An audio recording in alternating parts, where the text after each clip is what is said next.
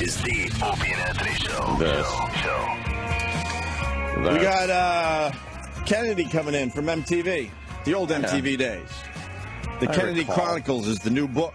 A book. And we saw her outside the studio yesterday, and we were trying to squeeze her in. We just didn't have time, so we said, please come back. Don't sit next to Jimmy's stinky breakfast. No. That's breakfast. It's ass. It really is terrible. There's no breakfast. No. I was telling Anthony, I got to start by thanking you because Ben Stiller bought us dinner because of you. What happened? Way back in the day. I was working at a radio station on Long Island, BAB, and we did a little ski trip at the ski house. Remember when MTV was doing the ski house? And we're having a nice steak dinner in this big fucking restaurant.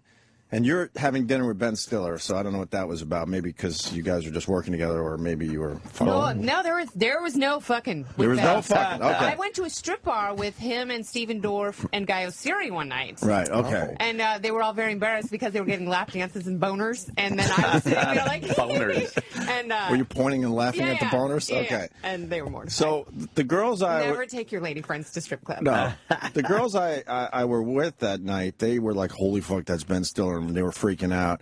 And they were kind of trying to get Ben Stiller back to the condo for an after-hours party. And this was before Ben Stiller was Ben Stiller. Yeah. I mean, he had directed Reality Bites and Cable Guy, but he wasn't... He was on his way, though. Yes. The girls we knew who he was, and we knew who you were, obviously. Ow. And you finally had it. You're like, fuck these fucking broads. So you got up, and you went to the DJ booth and pointed at our table and said, "These bitches are having an after." I don't know if you said bitches, but it was pretty, out there. They're having an after-hours party at condo number. Boom, and you kind of, threw the mic down kind of aggressively and went back to your table. So then it was time to pay the bill. And the waitress comes up to us and goes, "Oh, your dinner's taken care of." And we all look, and she goes, "That guy's paying." And there's Ben, like, awkwardly waving, like, "Hi, I love hi, sorry, sorry." I've always wanted to tell you this. Oh, when people apologize on my behalf, isn't that fantastic? And I don't think you were in the wrong or anything. You were like, "Holy fuck, enough with these bitches." I didn't say bitches. Well, whatever. Yeah. I would have said cunts. Okay.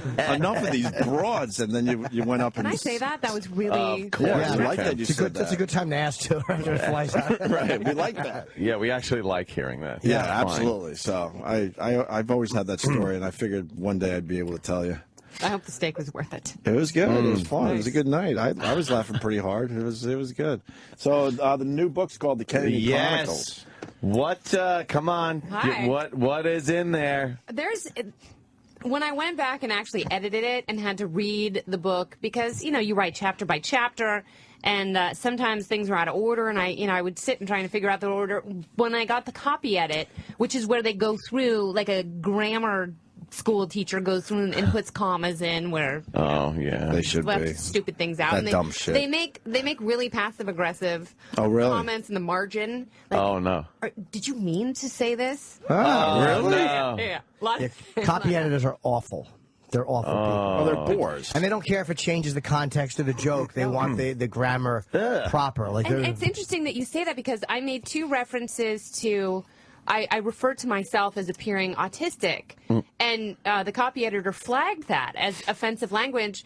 But then I went through the Word document and put in the word retarded, and that came up like 700 times, and she never flagged that, and I thought that was really hypocritical. Of course. Wait, she had the right. Why would they flag offensive language, or was that just to let you know because you asked them to, or why would they do that? No, she was like, this term could be offensive to some people, and I'm like, afflicted with midgetry also is, but I left that in. Midgetry. We have just lost our minds in this country. Yeah, so now you can't write an honest book? Mein Kampf is for sale.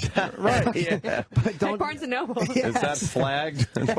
Margin notes on that one? But does that mean they were going to, you had to leave it out, or they were just letting you know? Yeah, okay, they good.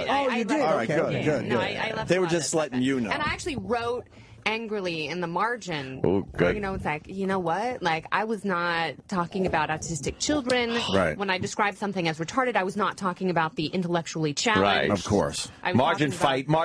Yeah, and then cool. I get the next word. It's like, oh, no, you didn't. It's like, it's an old school classroom desk. Yeah, your mama's so big. On the desk. Right. Good for you that you kept it in. That's good. Yeah. Did you have sex with Michael Jordan? I just need to know. No, I had sex with my husband. That was it. I mean, that's the point. And I didn't even mean, like, I didn't sit down and write an outline and say, you know what I'm going to have as a recurring theme? Right. My poor, tired hymen. Like, I'm going to leave that throughout the book in every chapter, my adolescent longing that is never fulfilled. Gotcha. Okay. But it's like, it could have been called, like, the Blue Balls Chronicles, because there were so many boys in there that I kissed and didn't have... Well, did you have a chance to have sex with them? I would have if I lost the dice game, but I won, so I got the Nets tickets. I'm so confused. Wait, that was what was up for grabs? If you win, you get Nets tickets, and if he wins, you get sex with you? No, it wasn't sex. I mean, it wasn't explicitly sex, but it was, you'll come back to my hotel room. Oh, wow. Yeah. Oh, that means sex. Yeah. Yeah. So I was hoping it didn't. So I read in the book, like, what would happen if that really meant sex. And it ended up with, like, me telling him, no, I've never done this before, and him rubbing chapstick between his palms trying to create de facto lube. De facto. We just got the book, so we haven't been able to read some chapters. But if you look at the mainstream... Oh, that's so cute that you're insinuating you're literate. I read a book every once in a while. But the mainstream media is kind of hinting that there might have been sex with you and Michael Jordan. That's how they're promoting it. No, I think they have the same longing of unrealized potential that I do. Right, okay. You know, like, wow, what would it have been like? Right. What would have the hemorrhaging in the emergency room been like after a night with Michael Jordan? Wouldn't it be great if you only had like 5.5 thin? How great would that be? Poor guy. 5.5 thin. Yeah, he's a great ball player, and he's 6'6", and it's just a small, thin penis. Just a Twizzler dick. Yeah. Wait, so you were married the whole time you were at MTV? No, I started dating my husband, who was my boyfriend at the time, in 95. So I got there in 92, met Dave in 95. Oh, okay. And then But finally got it on. It wasn't just crazy sex stuff going on at MTV. Just boning left and right. Yeah, because that's Take off my the bra in the impression. makeup room. Right. Boobies. No. I mean, there was for some people. Yeah. But, and I tried. I would have. So I guess that guy that called up early was lying. Oh, yeah, there's a guy with a story. Some guy called up and he was like, yeah, I worked at MTV back in the day, and me and Kennedy went into the bathroom. Oh, and, yeah, that was us. Yeah, just 12 dicks in my face. We called him a lump of shit, a liar. Yeah, we protected you. Yeah. Don't worry about it. And you're like, listen, Sumner Redstone. You say that back this second. Isn't he a lovely man? Oh, boy. No, I was straight edge. I did not have. I didn't have sex. I wanted to. How many years were you on there? 5.5. Yeah, you were famous, man. Holy fuck. You don't realize that. You were though. famous. You don't What do you mean you didn't realize? Because I didn't watch MTV. And I would go places and just wear a wool cap, and Right. when you wear glasses, people they don't recognize you. Wow, really? People didn't recognize you? If I had like big hair and purple lipstick and Right. and I went to a rock show, like if I went to a Soul Asylum show, I was Madonna. Soul Asylum. Yeah. Runaway train. Oh, good. Holy fuck. Yeah, Soul so Asylum. it was all like depending on where you were and Yeah, stuff and what it you was were all wearing. Yeah. contextual. I don't know about that. I think you're downplaying it. MTV was But huge I didn't back watch then. it, so I didn't know Fucking huge. how much we were on. And we would go take VJ segments, and we would end up being on 8 hours a day. Right. It would take like a half hour to tape 8 hours worth of programming, Yeah. and you're on all day long. Right. So kids come home from Jesus. school, and Right. that's all there was. What were you And- doing before that? How'd you get the gig initially? Well, I was doing radio. I was an intern at All right. a radio station at K-Rock in L.A. Yeah. And then I used to hector my boss every day and be like, you should totally put me on the air. I'd be so fun. And he's like, yeah, you can leave. And then one day, the overnight guy quit. And Here's my shot. well, and then they hired Tammy Heidi from Boston, who was like a huge jock in Boston, and then moved her to middays. And they didn't have anyone to do the overnights, and they were scrambling. And this was a radio station that regularly put interns on the air. It wasn't like, I was this beacon and everyone else, they were broadcasting icons. Yeah. Like every other person who was on overnights had been fetching bagels earlier in the day. Yeah. And so I got a job a couple nights a week, and then I started working for Kevin and Bean in the morning. And then my boss from the radio station went to MTV as a senior VP of programming. Oh, man. And Oh, wow. Okay. I got to That do works. That's VJ. amazing. Yeah, it's Good great. for you. What is a Hell VJ audition? What do you have to do? Just kind of throw to a song, or what do they have you do? Yeah, I mean, it would be like a radio audition where, you're essentially doing breaks and talking about music, and you have to show that you know something about music and pop culture, and you try and be... That's why I didn't get the gig, because Did you audition? I had an audition when we first moved to New York, yeah. Do you have Actually, that tape? it was for VH1. I've been looking for this tape forever. I do not officially have the tape. Oh, my But I God. want that more than another angle on the JFK assassination. I want that tape. Me and Anthony were at Caroline's for a Stephen Lynch show, and one of the people from MTV/VH1, pulled me aside and said, "Come on in for an audition." Yeah, there's a tape somewhere. Oh, I love to I've see never that. seen it, but I obviously did not get the home gig. in the 90s, there's no tape. I Really? actually had, MTV was really cool about this book because they knew it wasn't going to be a salacious MTV tell-all where I exposed the dirt of the network and ruined them, finally. But it was really, an idealized first-person account, but they assigned me a PA who, went and got as much tape as she could, but there were specific chapters where I wanted the interviews. Like I wanted the No Doubt interview and Henry Rollins and Radiohead, and she couldn't find it. They don't have the. Wow. Are you kidding me? I'm kidding. They have to have them somewhere. It's got to be somewhere. One And of maybe those she went through the deep first vaults. file cabinet and went, no. Maybe they were just can't lazy. find him. Maybe they were lazy over there. How do you not save that stuff? They have to. Although a lot of the Tonight shows are lost. Because they started taping over it. Some of the oldest Carsons are lost, and they were Right. just used over again and retaped. It was Right. such Well, they idiocy. probably figured they did so many shows. Yeah, like, Yeah, they didn't who's receive- going to care about this? Yeah, that Johnny Oh, Carson, boy. flash in the pan. You were at the end of the golden era of MTV, right? I It didn't think go. so. It didn't go too much further after you. I don't The think. music didn't know, and No. someone asked me yesterday, what do you think took the music out of MTV? And I think you guys get so much food. It's crazy. You want in this some? place. Fantastic. Yeah. We try to eat healthy. Really is Blueberries and crazy. oatmeal, Oh, that's wonderful. We're like little Roman emperors. We don't want to be fat Is DJs. the man with the lady hair going to feed you with his finger? Nice thing. He's the intern. We just don't even know his name. I don't know. What was it? I think Taylor, it's Chibo. Tyler. Yeah, something like that. Who were some of the VJs after you? I'm trying to remember. Carson Daly. Oh, Nanda Carson came Lewis. after you. Carson and I overlapped. Oh, right, by of course, a because summer. TRL, right? Yeah. Okay. But I think it was TRL because when they realized that they could play 10 seconds of a video, Right. and that's all they had to play, they were like, how about we play no seconds?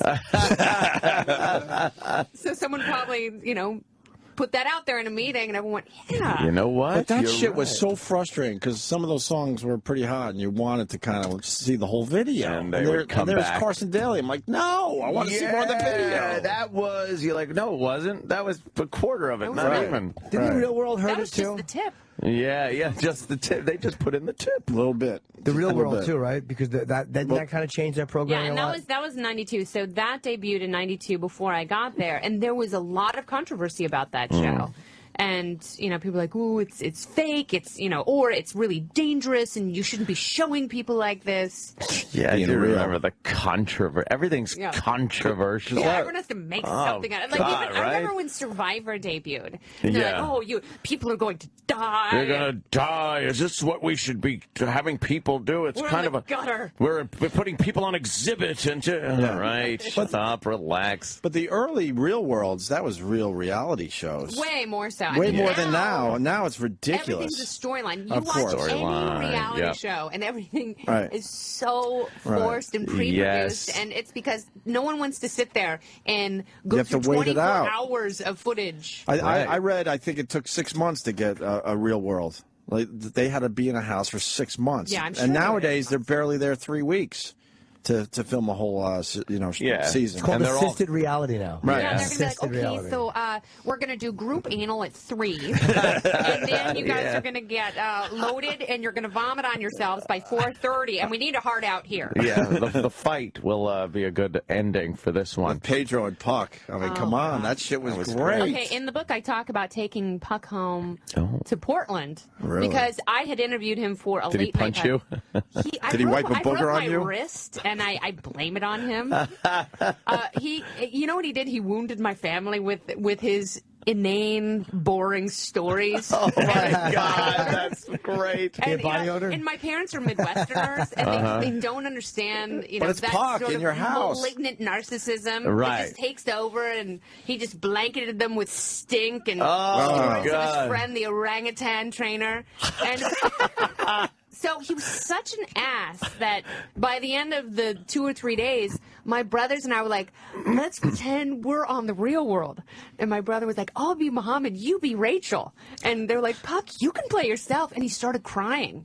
Really? And he What? was like, this is so mean. I don't know why you guys are doing this. Yeah, he got all emotional. What the fuck? Yeah, Why then did you have him in your mental house? pitch. What was the? Because he convinced me he had nowhere to go for Christmas. And my mom was like, well, honey, just bring him here. Oh, We'll no. have such a nice time.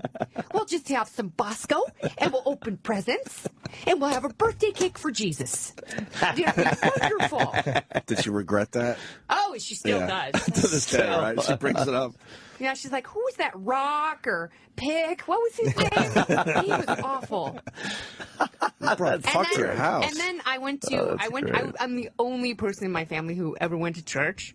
And so I was going to church on Christmas, and Puck's like, you should take me. And I'm like, I don't think that's a good idea. Like, I think that you will catch on fire if you walk into a church. And he wore lederhosen. Really? And What? Yes. And I was too tired. I had a broken wrist, and I didn't want to fight, and I was already exhausted, and I was like, He's got it always. It was always making everything about him. Yeah. and making it difficult. And so now when I go back home, there are all these Greeks that come up to me like, why did you bring Puck and later? Oh my God! Why Still. do you do this? Why? Still. Yes. Wow. What happened to Puck?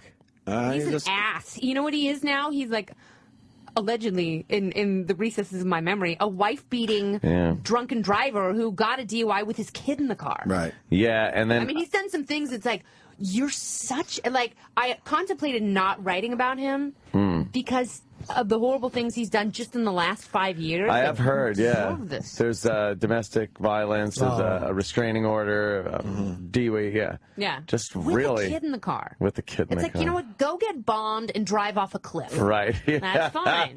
Without the kid. Without the kid. Yeah. Unbelievable. Was he God, mean that's to you great. on that? Was he mean to your family or just a boob? He was a boob. I mean, he tried to be like, woo, this is me. And my friend was like, yeah, we're kind of over it. Yeah. Totally yeah. down. Like, Yeah, not really impressed No. by you at all. So yeah. So what did you end up doing after MTV? I moved to Seattle. So I fell in love with my boyfriend in 95. And then in 97, my contract was up in December. And I knew that I wanted to leave. Like, I didn't want to be the person who stayed at the party too long. Oh, yeah. And yeah. I was worried that if I signed another deal, like, that's all I would ever do. But there was still that risk anyway, like, even if I stayed Right. there. So, my boyfriend at the time, who's now my husband, I love you, Dave. He has satellite in his truck.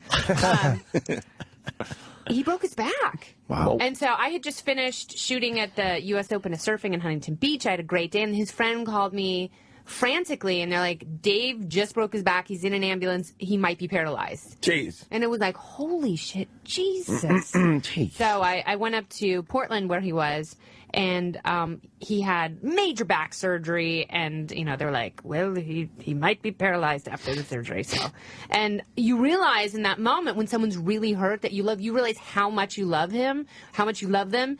And he looked at me and he was like, I don't want you to be my girlfriend. I want to marry you. I'm like, I'm moving to Seattle. Wow. And so I did. So I moved to Seattle, and we bought a house on Lake Washington, and it was really great. And we'd play mini golf, and then I had to start working because that doesn't pay for itself. Right. And then I started doing talk radio in Seattle. Oh, that's right. You are in the business. I know that. Okay. And you're still doing that?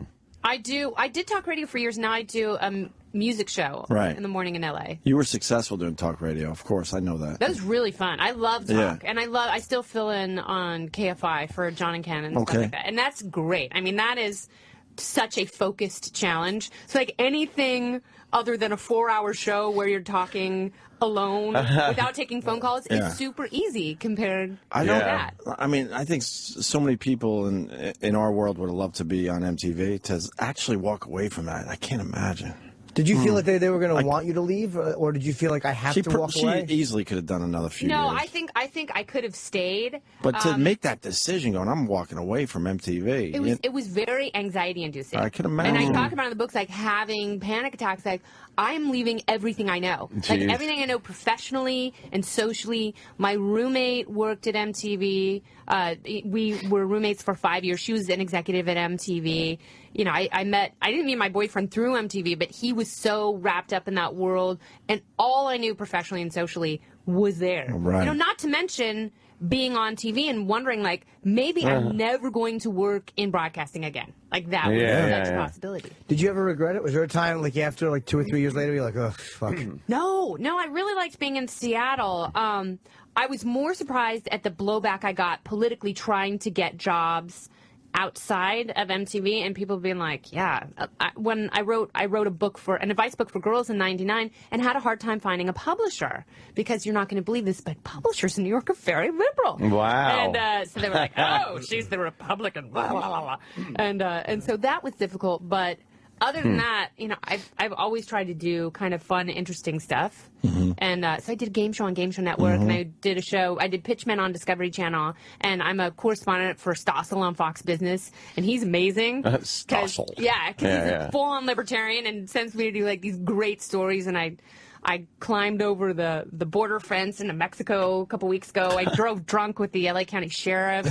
I mean, the LA County Sheriff's Department got me drunk, and then drove around the cones, and I just went to Detroit and hung out with urban farmers. Oh, man. It's fantastic. Urban farmers. It's an urban farmer. It's like beekeepers and stuff who are squatting on city land in Detroit, growing kale, and they have chickens and bees and all this stuff, and, you know, it's like hippies with beards. Like, yeah, man. It's like Thunderdome, Detroit. It is. That's why it's so amazing. great. Yeah. Like, stop trying to make it Chicago. Like, let the earth swallow the sea Let it just whole. be, right? Barter town. Yes, and then let it become this strange agrarian, like, neo-libertarian experiment of awesomeness. Oh, that's wild. Yeah.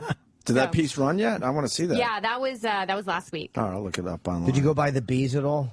I did. I walked by the bees, and I was like, am I going to get stung? Because this would be cool. Like, maybe Detroit bees are, like, even harder. Yeah, right? Yeah. You didn't get stung?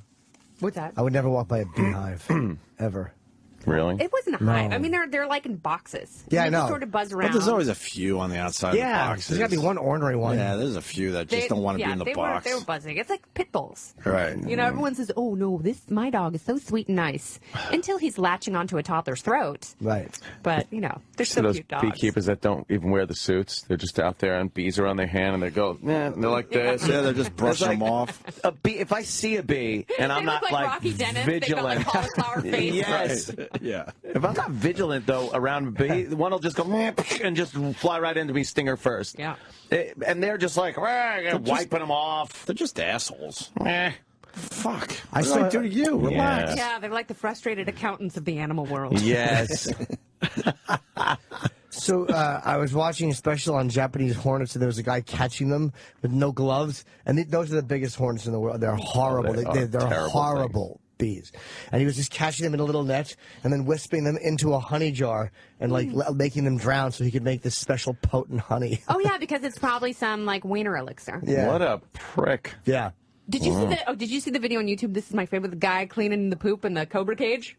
No. Yes. That's insane. Oh. Yes, He's like in a zoo in a cobra pen, and he's just like cleaning up the cobra poop. Like it's nothing. And he's got like 20 They're balls. all like 20 doing that Yeah. cobra thing. Yeah, doing making that the wacky- zombie sound from Walking Dead. They're all And he doesn't even think. Can you pop it up real fast? And he doesn't even think twice crazy. about it. He's like, yeah, it's just my job. Who cares? yeah, he's like, man, bite me. Right. Go ahead. I dare you. I make 4 cents a day. We're in Indonesia. Right. Eat a bag of dicks, all of you. It's fucked You're up. naked on the cover of your book there, Yeah. Kennedy. Oh. Yeah, side nude. Pretty Side cool. note. Yeah, and I lied. And I should my add- daughters. My daughter's like, why are you naked? And I was like, I'm not. I'm wearing a bodysuit. Oh, okay. It looks like I'm naked, doesn't it? And my 8-year-old's like, you know, about that whole bodysuit thing. That's She goes, naked. I can see your tattoo and your side boobie. And I was like, oh, yeah, Oh. they do that. It's called Photoshop. Yeah, they photoshopped it in. Yeah. But Mommy's not naked. I should add looking good, by the way. It's not cool to just say you're naked. Oh, yeah, it's a great show. I want to add That's- looking good too, by the way. That's from 1994. You're on a mule. Yeah. Very good. You're the first person who got that because everyone's like, you know, Donkey? I feel bad for the horse. Oh. That's not That's a a horse. mule, man. Look. You can tell Yeah, by you the can see his little This funny is head. 94. Yeah. What was the photo shoot for? It was for Us Magazine. Mark Seliger took that. And so the mock-up that they did at the publishing company was the least attractive photo you've ever seen of any human being. Right. So what they found some free, horrible photo of me where my face looks, I mean, from the picture, it looks like I'm making this sound. like, and it would be repellent if you saw that in a bookstore. Yeah. And I gave it to my husband. He's like, "Oh hell no!" Yeah, yeah. He's like, I would actively walk away. I would walk out of the bookstore if I saw it. So then my editor was like, "We need a picture from the '90s." I'm like, I must have taken one good photo. And then I remembered that with Mark Seliger, and so I just called his studio, like cold called him, and been like, "Hi, you don't know me because you're 12, but back in 1994, I took a great picture with Mark, and I was wondering if I could use it for my book." And he let me, and that makes him awesome. That's awesome. Yeah. Absolutely. I didn't realize this was from '94. You haven't aged there, Kennedy. You're very kind. I'm serious. You look good, man. That's pretty nice. So what's going to be what's in this book? I should say. We should try to sell some books today. Oh, you're so kind. So the Michael Jordan story, right? He's a big gambler, man. Oh yeah, that's why I knew when I pulled out the dice that it was on. Right? Did you get to see him? Gambling. I gambled with him. But I mean, like the big numbers, like he would lose it. Big numbers was my lady cherry. Like that was it. That was what we crazy. were gambling for. Because I was like, do you want me to go get $400? Right. Which was the most I could take out of the ATM. I'm basic cable. He was pushing millions, man. He would lose millions. That's what I said. Like he would lose my salary in seconds, an hour. Yes, on one hand of blackjack in any given casino. And play some blackjack, but Jordan's got you beat. Oh please, of course he does. And goes pretty high. He's a little. I try. He's a little nutty with it. Play like 3 hands at once. I saw my dad doing that. It's crazy. Yeah, 3 hands. That takes confidence. Max bet on all 3. And double down, splitting them. He's in the high roller room. Before you know it, it's like he's up there. You got a lot. Are you good? I mean, what's your lifetime average? Have you made more than you've lost? I absolutely think I've made more than I've lost. Okay. I've had some pretty bad. Every gambler says that, though. Yeah, my dad never would tell us when he'd lose. So I'm but he'd calling come you home out and be on like, I won $60,000 this weekend in Reno. I talk about when I lose. Like, yeah, I mean, here going, you really think that wasn't good. Oh, you really think you're up? Yeah, I think I am. I think so. Do you think he's bluffing? I don't. Have you ever thought of an intervention? I know, right? Boy. Yes. You want to start a couple of different things? Please. Why? Do I think he's lying? No, I think he might be. I think he's right around there. I think he's right around. I think I'm doing all right. Even or a little up. I think he might be telling the truth. I think I'm a little up. Even if you're a little up, that's way ahead. Because there's some people who like. Oh yeah. Everything terrible. Here's the Cobra video. For reference. Oh, he's right there with him. Oh yeah, that's right. He's just throwing it like just they're rubber throwing him snakes. out because he needs to get to that area of the pen. Look at that one is like striking. He's like, and look at the one over on the right. I thought you've seen this video. I have. I'm no, I mean these guys. No, I never saw this one. Why does he put them nicely? All of them behind him. What is those some eggs? Do we have sound? I want to hear like the horrible sound these things are making. What is he getting at? Walking Dead zombies. Yeah, those are eggs. Yeah. Yeah, he sweeps them away. And look what he's wearing. He's not even wearing shoes. He's got flip-flops on. He's got flip-flops. I would want to be in a suit of armor. Right. This is craziness. What an asshole. Just sweeping them up. What's the little broom? He's got a dumb little homemade broom. I wouldn't do that if they were rubber snakes. Yeah, a stick with bristles. Yeah. What about the snakes behind him? He's not even looking behind him. Oh my God! Get the hell out of here. It struck at him. He didn't even flinch. Then he does this freaky deaky shaman thing in the snake's face. He didn't even flinch when that thing struck at him. That's crazy. Well, if he put them nicely, they probably wouldn't hate him so much, but he throws them. He throws them like they're Guy's rubber. a dick. Like they're hoses. Why aren't they biting him? This guy's magic. Best sound ever. That, if I heard that once. Of course. So look, he's right next to the one that's cut back, ready to hit him. Lecturing him. Look at all of them. There's like 50 of them ready to strike. I can't even believe this. The poop in the eggs. Like, Bernard, you're such a dick. You come Look in here at every all day. their little heads. Look at them all. They're all pissed off. Each of us could kill you 10 times. Look at them all Did this pissed guy off. just throw us? How dare you? Yeah. This guy's an asshole. Look at that. That's a great video. I am amazed by this guy. And there are a few behind him, and he knows they're not going to sneak up and get him. Right. And this is actually my video from Detroit. All right, tell us about the book. Come on. I'm amazed. Let's sell some books. All right, let's sell some books. Come on, people. It's like a telethon. Hallelujah. We're curing cancer. The book actually, it leads to virility. It's known that if you read this book, you will have an 8-hour erection. That's nice. Also little known tantric. as priapism. Oh. It's very tantric.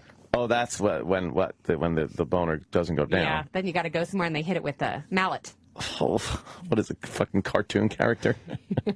that is painful. Kennedy, what's your name?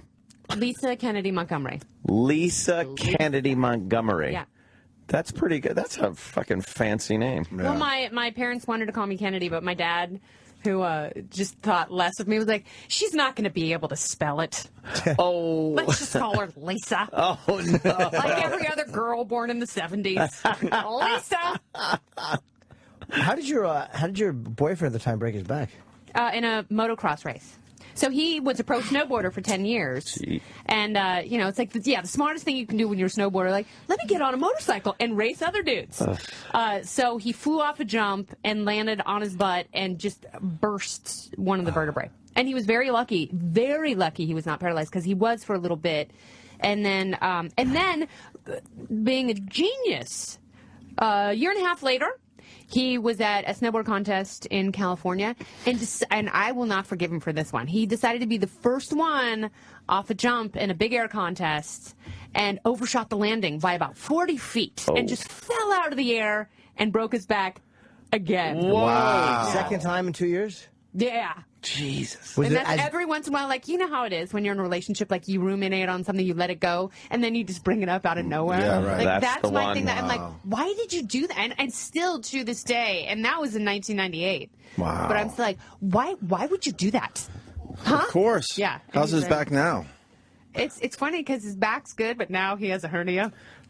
He's got it, like, he surfs, he skateboards, he snowboards all the time, but he's got a hernia, and so the other day something popped out of it. Oh. And the hernia is like right by the groin, and so he's out with our daughter. They're on a walk in the neighborhood, and he's got his hands down his pants, and he's like trying to poke it back in, and he realizes like he looks like a total pervert. Oh my God. And so he's like trying to wrangle our very active 4-year-old, and he's like, we gotta go. Oh my God. Someone's gonna call the police. Oh my God. All right, sicko. He's toying with himself. Yes. Exactly. He's in his pants. What's he do for work? Is he a professional snowboarder? He owns a snowboard company. Okay. So he actually has a snowboard factory in Huntington Beach, California. Nice. Wow, that's which pretty is good. so amazing. That's Right? awesome. Wait a minute. California is a shithole for regulation in small business. Like, it is impossible to have a small business there. And it would be so easy to either have your boards made in China or go over the border and do them in Mexico. But they have stayed not only in the U.S., but in California. Wow. Which makes them a punk rocker. Good for him. Why are they so shitty with small businesses? Because the regulation and the taxes. And now with Obamacare will kill small businesses. Yeah. Small businesses now will not have incentive to grow, and that is absolutely true. Obamanomics will destroy this country. Well, that's not what I hear on the news. Oh, no, it's wonderful. Yay! We should have free education, too, for everyone, and houses and a living wage. Unions are awesome. Look what they did to Detroit. It's perfect. I love it. Yeah, we should have that everywhere. Very cool. I love it. Johnny Resnick from the Goo Goo Dolls wrote a #1 song about me. Oh. Which one? Which one? Name? That's about you? Yeah. No kidding. And I made him admit it. I did a modern-day interview with a lot of people in the book, like Pat Smear from Nirvana, Right. who told me something I didn't know was that Dave Grohl started writing Foo Fighters music long before Kurt died. I believe that. Oh. Yeah. I And believe so, all and that. Pat told me that he was walking, they were in the studio rehearsing, and he walked past Dave's car, and Dave was playing this music kind of like jamming in his own car, and Pat kind of surprised him, and he turned it down and was like, whoa. And so Pat's like, oh, that's great. Have you written some stuff you're going to bring into the studio for all of us? And Dave's like, no, man, this is my new side project. Oh, shit. And that was Foo Fighters, and that was before Kurt died. So I was surprised to learn that. The interview with Pat is really great. And then Wait, I'm going to slow you down a little bit. You met Kurt Cobain, obviously? Yes. What kind of guy was he? He, from my point of view, a very annoyed one, because I think he was one of those people who was genuinely annoyed by me. Really? And he actually prank called me one night. Really? Yeah. But he seems like he was annoyed by everyone. Yeah, probably. Yeah, But I he wouldn't was, take it he would personally. actively roll his eyes when I would walk in a room. He'd be like, oh. What was his problem with you?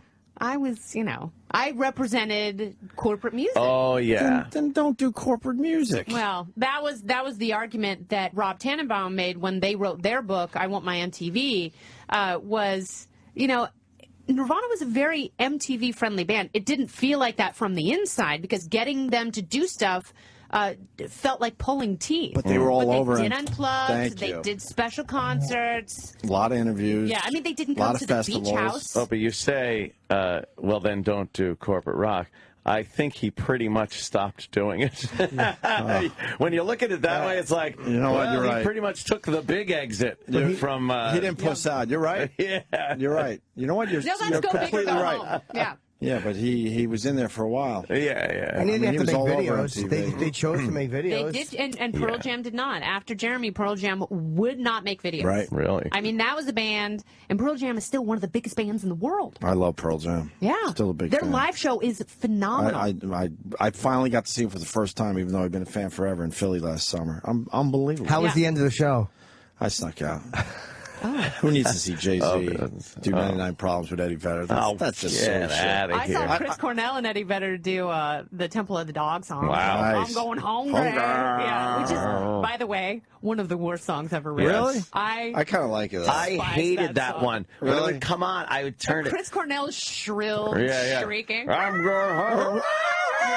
I'm going hungry. Repeat that line, Chris. I'm going hungry. Run high like a woman who's being sexually assaulted. Go ahead.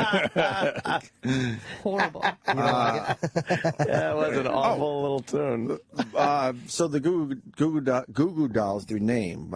How did that come about? How did they decide to do a song? I don't know about that song. you? Can we hear some of it? Oh my God, it's like, sorry, yeah, it's massive. Hide beside me, maybe for a while.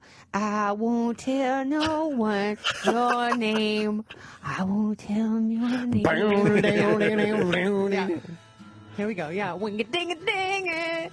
I inspired this song. But why? Tell me the story. Okay, so Goo Goo Dolls come to the MTV studio. Right. I loved their record Superstar Car Wash. I thought it was a great record. They had That was before they hit. yeah, and they had done was no a hits on song that with thing. Paul Westerberg, and there weren't. And this was they But a tried lot of really people hard. love the fucking album. Yeah, so I love Fair that. enough. I love that record. Right. So they came in, and I had made fun of bands in the past, and Johnny thought I was going to make fun of them, but instead I was very effusive.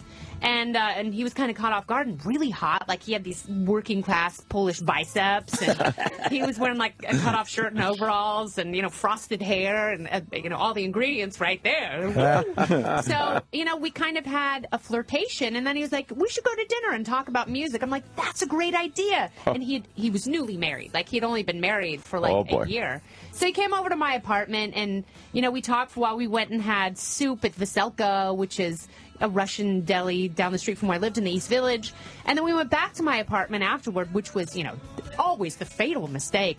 And and it's late and it's dark and my roommate wasn't there, and he leaned in and kissed me.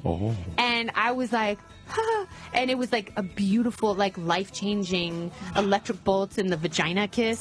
And I pulled back and I was like, dude, I can't do this. You are married. And he's like, okay, we'll just lay down on the couch and we'll just watch TV. And I'll rub my penis on your backside. We'll try hump. We'll try hump. Yes. This is a new kind of mousse. Sorry. Let it just rub it into your hair and make it extra shiny. All right? And open your mouth and close your eyes. So we did. Like, I laid with my head in his lap on the couch, and it was like a really strong emotional connection that we never acted on. And then he writes the song Then he Name. wrote the song, Holy yeah. fuck, that's a cool story. And they were broke before this song hit. Yeah. Like, they were going to break up, like, on food stamps broke. And then they got this song played, and it became... And they were huge. considered a punk band, more or less, right? Yeah, they were like, a lot harder than They're what... from what, Buffalo, and it was like kind of punk metal. Yeah. And they were on Metal Blade Records, and then when they switched to Warner Brothers Right. and started writing, vagina music like this. But I always liked them. I have a total pop sensibility, and I love pop songs. Right. That's why I thought Metallica was such a great band, because Metallica writes great pop songs. Absolutely. And then he admitted in the book that he wrote the song Yeah. about it. That's cool, man. Is he still married to the same woman? No, he recently... No.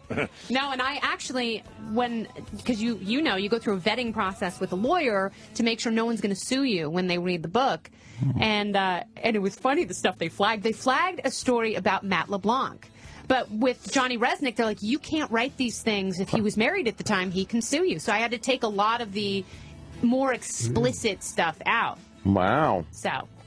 And then there was a love triangle with Courtney Love and Trent Reznor. With you? Well, I cupped Trent's balls one night, and that was about as far as it went. So we were in a club on Halloween. It wasn't. They were lukewarm. It almost put me off men for life. Wow. Like at that point, I was like, you know what? Maybe I am a lesbian. I don't need this. No, Yeah. and so I was kissing him and Richard Patrick, who is the guitarist in Nine Inch Nails, who became the singer of Filter. Right. Wow. So I was making out with both of them at a club on Halloween in the West Village. And I really wanted to be making out with Rich because he was a great kisser. And so I interviewed Richard Patrick for the book, and he was like, yeah, no, I totally wasn't into you. Oh, man. In the book, I was like, he could have been my first, and I loved him, and it was love at first sight. And he's like, yeah, no, not really. Yeah, not. You're creepy. You were a virgin when you started working on TV? I guess, and so your husband's your first? Yeah. And your only? Yeah. No kidding. Wow, how about that? Who would have fucked did that? Other, Well, of like, course. showery, you rubbing gotta. with the soap and whatnot. I'm right. Your actual only sexual partner for real? Yeah. Wow. It's amazing. You never hear that. But see, I don't have any comparison. I think it would be harder if he was, if he had a Twizzler wiener, and if he was bad at it, but he's fantastic. Oh. And he's really hot, and he's like super muscular, and Oh, man. yeah, and he loves me. He's really awesome. You guys been person. together a long time now. Yeah, 18 years. Holy Wow. fuck. That's a long time. You mentioned Courtney Love. We had her in. She's awesome. She's very We sexy thought we'd in have a person. problem with her, and we ended up. Oh, there's nothing like We ended up hitting it track off. marks and cigarette burns. She and- was awesome. I'm telling you, we loved She her. flashed me her panties, I think, by accident. Did I'm she not just sure. She tweaked. barf. No. She tweaked our nipples. I'm not a. Oh, yeah, she did some don't- nipple tweaking. Yeah, I don't like to. I love that one. Nipples, but she I'm did. surprised she didn't just put her foot up here and start playing, her really crappy guitar. But so she started sleeping with Trent Reznor, and I was really good friends with Trent before I went to MTV. We were friends, and so they went on tour together, and I knew something happens with her, and I called it her cotton candy crotch, because something shoots out of that thing, and she snares the boys, because otherwise men with good sense or a penchant for other men, like somehow they turn into just zombie Courtney lovers. She was pretty sexy for a while, don't you think? No, but that's I thought so. just me. She had that When her skank, first, skank hit, thing going on. She was pretty it hot. must be a thing. Yeah. Yeah. Her vibe is sexy, but surprisingly. She's got a really good vibe. Yeah, her vibe. There's something about her. Oh Some no, she's people are. got like some hypnosis. Yeah. Like Yeah. she literally draws people in. So she and Trent started screwing around on the road. And he called me one day, and I was like, "Get out now!" And I tried to warn him, and he didn't listen. And he did such a dick move. She was listening with him on the phone as I was bad mouthing her. Oh, wow, that is a dick move. And then they started like laughing about it, like two 12-year-old girls. Right. And they're like, "You're such an ass! Like, Wow, how that's dare you bad. sell out our friendship?" Because he, of all people, found out what happens when Courtney Love gets you in her crosshairs. Right. And she gave out my phone number on stage, and then she started calling me to get Trent information because he grew tired of it after 2 days. And then she put out a press release saying he had a small dick. She put out a press release saying that he had a 1-inch nail. release. Not even lying. Oh, Does he? That's how sophisticated she was. Like, she wanted to disseminate that information Well, as quickly as she can. fondled You the felt his balls, balls. so was there just an inch? No, it was a fine ween. Okay. Yeah. Oh man, that's hilarious. I mean, Oscar winner, Trent Reznor, by the way. Yes. Yes. Academy Award winner. That's Yeah. right. Are you still Pretty friends with good. them, or did that ruin the friendship? We are not friends. No, and We are not friends. it's funny because I'm really good friends with one of the guys who used to be in his band, and when that guy got married, I saw Trent at the wedding, and I'm like, "You're such a dick." And he was like, "I know, I'm so sorry. Oh, I'm such a bad person." And he's one of those people who does horrible things and like, "Oh, I'm so sorry." It's like, yeah. So finally, like, I got to an age where it's like, I don't want friends like that. Like, it's not worth it to be friends with people who just suck up all the oxygen and try and control the relationship. Right on, brother. He's got dirt. Right on. Yeah. I like The it. book is it's fun. pretty Kenny, you're chock fun, full man. of dirt. Dirt. Are you friends with Ozzy? No, but I totally would be. Okay, good. Jimmy is. Jimmy loves no, Ozzy. I just love That's Ozzy. Jimmy's number one. Jimmy's very good friends with Ozzy. That's awesome. I'm not good friends with him. He was a big fan for years and then became friends. I know him casually from here, but no, we're not good friends. Oh, boy. If you walked down the street and Ozzy walked by, he'd know who you were. Yes. Tom Yuck. Yeah. Talking about Radiohead, huh? No, he was such a He's jerk. an asshole, right? Oh, from the moment he got off the plane. I love with his Radiohead stupid music, Beetle but- boots. Yeah. I do too. But I talk about that, like the band only got better and better and better, but he was such a jerk. He wouldn't talk. I made fun of him incessantly, and then he decided that he hated me so much that after our first interview, he played the MTV Beach House the first summer in '93 and was so mad at me. Like, he glared at me, and he just kept staring at me. And so finally, like, what are you looking at? And he's like, nothing. I'm looking at nothing. And I'm like, ooh, Tom, how clever. And that pissed him off so badly that when he went on stage, he found me at the end of the performance and just like glared the eye lasers. And then he dove into the pool. But he was such a weenus. He was such a lightweight, made of balsa wood, or maybe cement, that he sank with his Doc Marten boots. So he started sinking to the bottom of the pool. And he looks like a drowned rat with his blonde hair and his, like, his one bad eye. And, he's definitely trying to get... He goes for the mic cable, and he was going to pull himself up with the microphone. Oh, that's brilliant. He would have electrocuted the 200 people That would have been in the great. pool on That would have been stage. great. Was that the actual, I think, And Let me see. Yeah, that's it. That's the, Yeah. And he so there doesn't- he is. Yeah, and he jumps in at the end of this. and He looks like a pretentious jizzbag. And he doesn't sing Creep anymore, and God. I hate bands. he doesn't that sing do that any shit. hit anymore. Not really. Any one of their Oh, hits. he's so important, he doesn't have to. No. What do you think his problem is? I think He's that, misunderstood. Is he one of those No, guys? I think he was probably ignored as a child, never got therapy. I'll be honest with you. I listened to Radiohead recently. I tried to listen to them. I think they're fucking terrible. I know I'm in the minority. I don't know think No, they're you're not. geniuses. I don't really think you don't think are. the new stuff is I good. tried listening to the old stuff, Paranoid Android, any of that shit. I hate it, and I don't want to hate it because I know they're very popular. The Bends is one of my favorite albums of all time. And Radiohead did that one. That one's an amazing Look at this album. dumb face. Oh, Oh, he's so mad. He's like seething. what an artist. He's so mad at that point. And very shortly he's going to go in the drink. What the fuck is... What an asshole. He looks like an asshole. He does. And people get so mad when I talk about him. It's just so important. He's so tortured. Looks like Kurt Cobain there, too, doesn't he? Trying. He is. He is Yeah, trying, this was right? 93, so Kurt was still alive. So everyone was trying to do the Kurt thing? Yeah. Yeah, his tortured persona is fucking Yeah, I really- stomach turning. Yeah. And I... Oh, there he goes, he in the pool. All right, let me see this. Sinks to the bottom. Look, he can't get out of the He's pool. drowning. Oh, my God, he looks like an idiot. He's like doing the doggy paddle in the pool. He's having a problem. They're showing the band. Yeah, they go back to the bed. Our singer is drowning. Oh, that's great. Anyone can play guitar.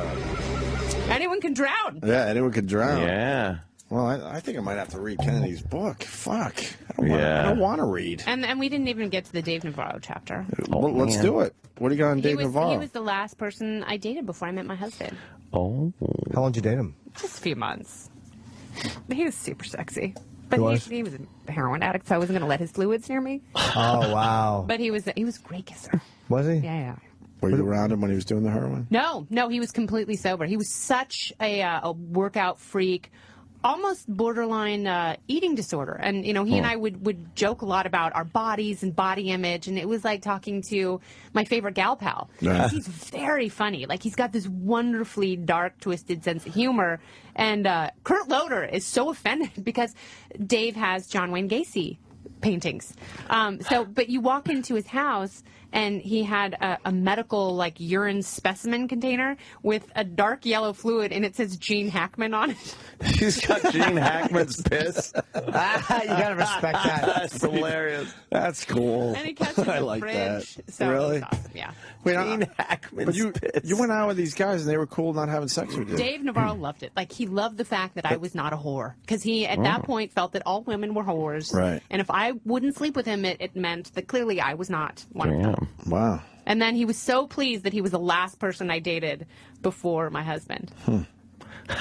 And he used to make like the most disparaging comments, like, "How's your little aerobics instructor?" I'm like, he's a professional snowboarder. Oh yeah, guys will do that. Yeah. So he was a good kisser, and the other guy from Nine Inch Nails was a good kisser. Oh, yeah. Were any of them not good?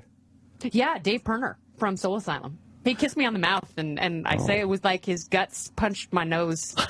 What do you mean? He smelled so bad, like he had, yeah. And, Bad breath. Yeah. That'll ruin it. That will ruin it, yeah. I mean, when you've got coagulated beer mixed with cigarette smell. Remember that guy? Yeah. I remember that guy. Oh, no. Was he the lead singer? Yeah. What are some of these bands doing? They're actually back together. I think they just put out a record, but Soul Asylum's been touring. That was a great live band. Like, that was one of my favorite bands from the early 90s. We did a segment on our show, and people started calling up about, bands and what they're doing now, and there's some horror stories out there. What was the one? Oh, the guy that's his FedEx guy. He owns a FedEx store, and what was his hit, E-Rock? Do you remember? No, I don't. Ah, fuck. It was a huge song, and now he's just running a FedEx store in, down south somewhere. Look at Soul Asylum. That's Soul Asylum? It's hilarious. Oh, my God. At least he has a nice head shape. Jesus. He always has had It's that time to cut the hair, big though. peanutty head. You got to give up on the hair eventually, don't you think? He's got beautiful blue eyes. Oh, well, that's nice. And then Danny Murphy, the guy over on the right, I watched the Nirvana Unplugged sitting next to him, and he was the only guy in the room who knew all those obscure songs. Really? Yes, and Which we all everyone know now. after the Unplugged, after they watched it, and music journalists went over it and parsed it, like, they realized how brilliant it was. He was the only person in the room who was like, holy shit, they're doing a Vaseline's cover right now. I'm like, what are Vaselines? And, there was a lot of stuff that was, Oh, you were at you were at that taping? Yeah. So that was that done on 53rd Street or something in the old Sony studio? Yeah. Oh, it was, right, okay. Very good. That's was what it? taped Tough Crowd. That's why they said that was taped there. It's one of my favorite things ever, the Unplugged. Yeah, How that was was it being there? You got any inside dirt on that whole thing? It was so fun because I took a male model. Jesus. I took this guy Jeffrey because all of my counterparts were dating female models. So I was like, I'm going to start dating models, and then I realized they're dumb. This guy wasn't. He was sweet and smart, and we never had a physical relationship.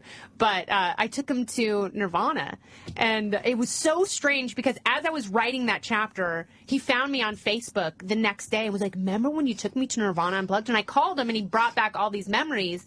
And Kate Moss was there, and we were sitting on steamer trunks, and I was like, "Do you put supermodel on your tax return?" She's like, "No, I put model." Oh, she goes, God. "Why would you put on your tax return?" I said, good "Model." All right. Good comeback. Good comeback.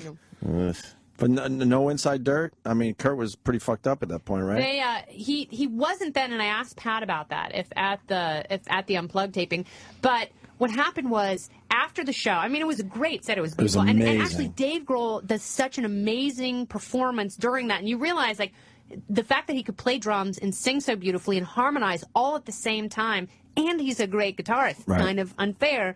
But, you're watching this, and it's theatrical, and it's really beautiful. They walk off stage, and we had to sit there for an hour and a half while they went over the footage. So they essentially watched the whole thing, and MTV was begging them to do, just one of the hits. And Dave and Chris were up for it. They were like, yeah, sure, we'll totally go back out. And Kurt was like, no, there's no way I will ever be able to top. What just happened? Yeah, and what was it, Lead Belly? Yeah. Where Did You Sleep? That's an amazing Yeah. song, which I did not know about at the time. Neither did and I. that version is it's one of my favorite songs of all time. Well, that's that Nirvana Unplugged was so special Right. and amazing. And you knew it was really good there. It sounded just awesome, and it was exactly what they wanted. But the network was desperate for them to do. Oh, I bet. Do you think he was One of the smart hits- not to, though, in hindsight? I think he should have let everyone go in hindsight. He knew there right was a then couple and there. hits in there, though. Yeah. But what were they looking for? What hit? It Smells Like Teen Spirit, probably. No, they didn't want "Smells Like Teen Spirit." I think. I'm trying to remember. They wanted "Lithium." It's in the book because they got "Come As You Are." You know what though? Okay. But all those And All Apologies is in there. became very big after Right, this. yeah. So, But Where Did You Sleep Kinda last worked. night? And that's how it ends. When he opens his eyes at the end of that yes, song. and that Holy scream. fuck. I mean, it's that came from a place. yes, and then you realize what he was tortured by. I felt that. Yeah. I was like, okay, I get it now. Yeah, that came deep, from a deep place. And it's so funny because when Nirvana hit, and I also interviewed Matt Cameron from Soundgarden in the book, and I asked him if it was intentional that Pearl Jam, Nirvana, and Soundgarden all released their records within 6 weeks of each other. And I asked him, did you guys do that on purpose? And he said no. And he said, in fact, he had listened to a bunch of the Pearl Jam stuff, and he thought it was good, and he was really happy for Stone and Jeff because they were in Mother Love Bone. Right. And, that was they were a really, really tight scene in Seattle before that. So he was happy that they found a singer and had moved on. But he said when he heard that Pearl Jam record, it gave him chills, and he knew that was going to be huge. And, I argue that was the point in music that completely shifted away from metal. And I still do music radio. I have not seen anything like that since. So it was Pearl Jam. No, I think it was Nirvana. Oh, yeah. Well, okay. Yeah. Well, what do you mean about the Pearl Jam record? I lost you there for a second. Matt Cameron was just saying who was in Soundgarden, and he's in Pearl Jam now. Right. And he was saying, even given that, Pearl Jam was good, but it was nothing like Nirvana. Okay, I He said Nirvana was so incredible that it gave him chills when he listened to it. He listened to some of the rough tracks in the studio because they were working with the same producer. Right. And he was blown away. Yeah, music made a hard fucking left turn after that. Yeah. It was Goodbye, just like hair bands. Bye-bye. Yeah, So just long, a massive Warrant. shift. Nirvana's See you later. first record, you And mean? that's what happened. I know it so happened. Janie Lane walked into Donnie Yeah, it's a Ireland's famous office. story. That story's great. And was it an Alice in Chains poster? Yes, it was right? and he was Okay. like, what? He goes, what the fuck? This is my fucking joint. Not He thought it anymore. was- Yeah. They moved on. It used to be a warrant poster right above the secretary's or the receptionist's desk. And then he came in one day and it was an Alice in Chains poster, and he knew, oh boy, we're in It's trouble. over. That whole hairband thing was huge, And obviously. that happened at MTV in '97. I went into one of the music executives' office,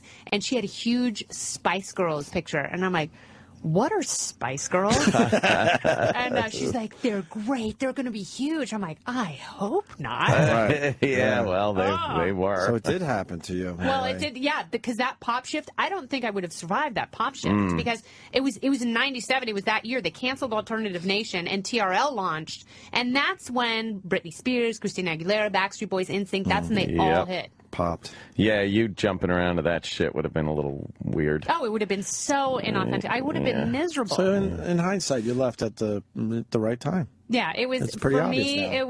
It was right, and I know my husband's happy. Nice. Dave, Kennedy, you got to come back and see us. Great stories, this was man. so You're much great. fun. I really appreciate And I it. think Really we did cool. book you. I think there was a weird misunderstanding, just so you know. We wanted you on the show. Well, I'm glad to be here. Yeah, okay. Truly. Kennedy Chronicles, it's called. There's a very sexy photo of you on some sort of animal. A mule. A large dog. Or a mule. That's actually a cobra. Wow. Yeah. Dangerous. And I'm actually going to read this. I wish we had known in further advance you were coming. So I would love to have read it before. Okay. Well, we'll hopefully see you on Red Eye, and we can discuss over Oh, right, coffee you and did pie. Red Eye. We haven't done it together though. Yeah, we did. Did we? Yeah, we did. I don't The remember. first one. I remember you. You were really funny. I never No, did but that. wait, And we argued about some point, and you were You know what? very funny, yes. and you kind of shook your head and you were annoyed, and then you punctuated it with a great joke. And I actually do remember that. Yes, I do remember you. I remember the chair you were sitting in. It was it wasn't a terrible argument, and I forget what it was that we were debating. Do you remember? no, probably some NSA, IRS, this or that. Something light and trifling. I'm just sure Jimmy took the fucking left-wing lib fucking... I know. Go to Berkeley and braid your vagina hair. You're forgetting the most important band, Alice in Chains. Yeah, I love Alice in Chains. Ant's a huge Alice in Chains fan, too. Yeah, who doesn't? That That's a Unplugged. tragic story. That Unplugged was great, too. I mean, It they really didn't was. find Lane Staley for weeks. Yeah, he bailed on everybody. What kind of... He shut everyone out. No pals there to find him. They figured he was there for well over a week, 2 weeks or something like Oh, that. that poor bastard. Did you know? Crazy. No, I never. No, he played an MTV event early on when I was there that I was not allowed to attend. Oh. And but then I remember interviewing Jerry Cantrell and Sean Kinney at the Beach House, and they were hysterical. They actually wore old-timey time full body bathing suits from like the early 19s, and then and they painted their faces sunburned with white around their eyes as Right. though they had been wearing sunglasses Nice. and were fried in the sun. They were so funny and amazing. And I was like, why don't you guys go on tour? And Sean Kenny's like, my lead singer's a health freak. But he was, obviously. Yeah. He was kind of being sarcastic. Yeah, but Jerry has a beautiful voice, and they've got Oh, Jerry together. can harmonize. He's unbelievable. But Lane Staley's voice, holy fuck, that was amazing. Now, who started doing the Eddie Vedder thing before Lane Staley? Because that.